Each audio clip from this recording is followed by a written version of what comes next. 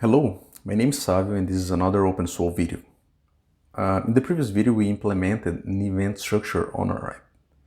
In this video we'll refactor that to make it more flexible. Let's see. Here we are. In the previous video we went through the implementation of an event structure on our app. That event structure is based on Swoole timer and Swoole table. If we open the server here, which is where we put the timer to work asynchronously, is that we are using tick. You can see that, and every 1 second it goes through grabbing all the data on Swoole table, also grabbing all registered events and doing the procedures that are registered in our Swoole table. The callbacks are registered at the app bootstrap part. So as soon as any of those events are dispatched, we have the timer grabbing it and executing it. Okay, so we can see two limitations right away when we are looking at this code.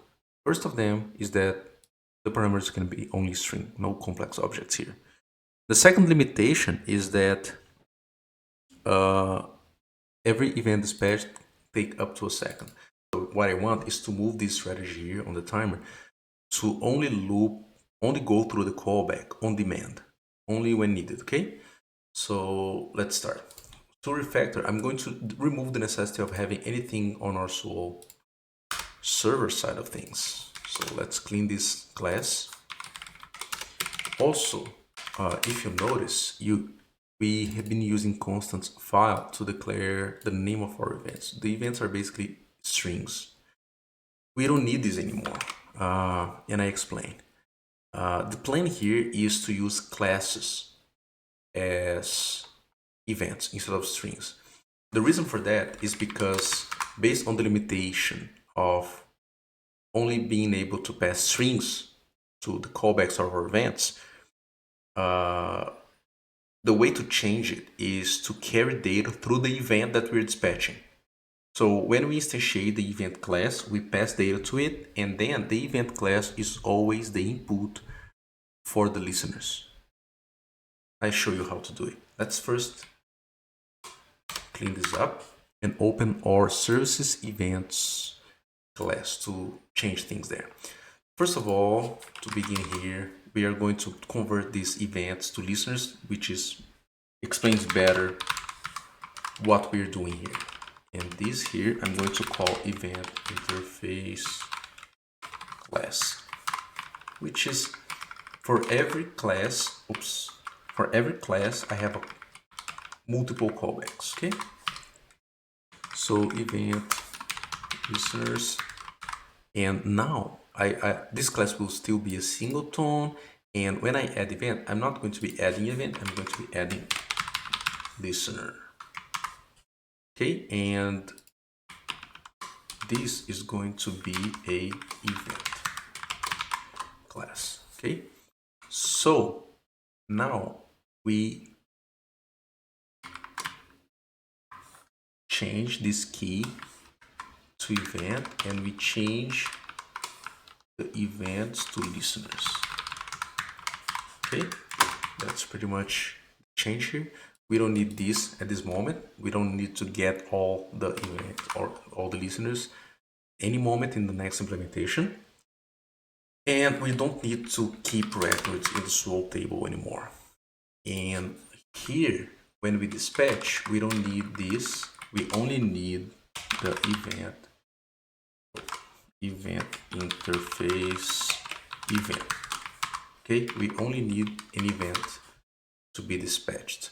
So we're going to pause the changes here and we're going to implement this event interface. So let's go there and create a directory called events. And inside of it, we're going to create an interface called event interface. And right away, right off the box, let's implement our first event, user login. This user login is going to implement event interface, and we're going to have a constructor, and this constructor will receive a user model, which is corresponding to the user that is logging in the system. Okay, so there it is. We have a user login event. We have the event interface. Now we import that class. That's it there. And now we are going to put the code to dispatch the event. I have it prepared here and I explain. First, we create a local variable called listeners, empty. And in case there is any callback registered for an event already, I grab that and replace the empty array in the listeners. Otherwise, it's just going to be an empty array, and this loop won't go through. But in case there is any listener to the dispatched event, it's going to proceed after 1 millisecond.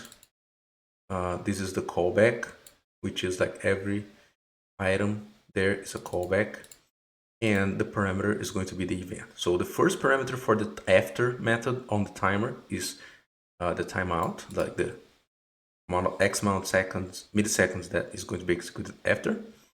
Second, callback. Third, forward parameters. Okay, that's it for this part. So if we go here, we can now declare the first listener. So I also have our first listener prepared.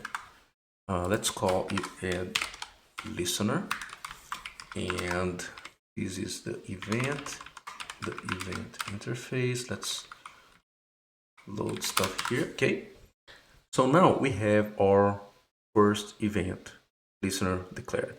So the event listener at this point is just a function, and this function receives the event interface as its only parameter.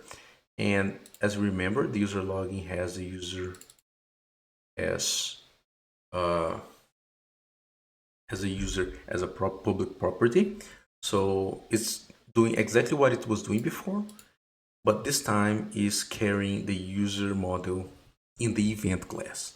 So if we go to the part where events were being dispatched, we can now remove the previous versions of the events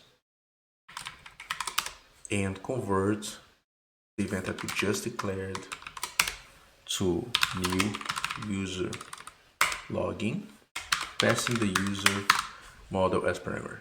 So let's see if it's working. At this point, everything should be working as expected.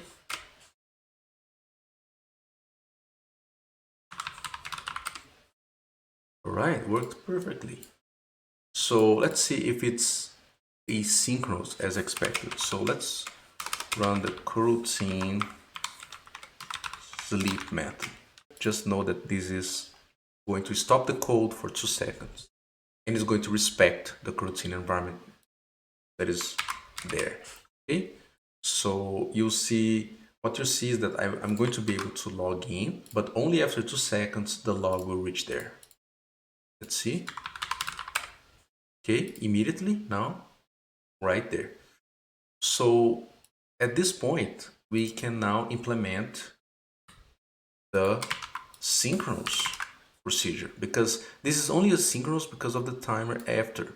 So when it's dispatched now is synchronous, we can do like this: call user function, then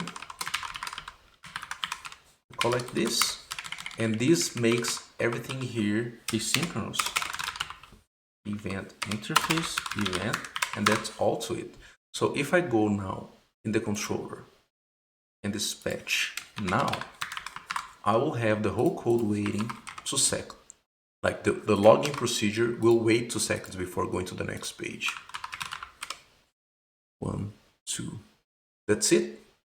So now we have the asynchronous and the synchronous working Refactor.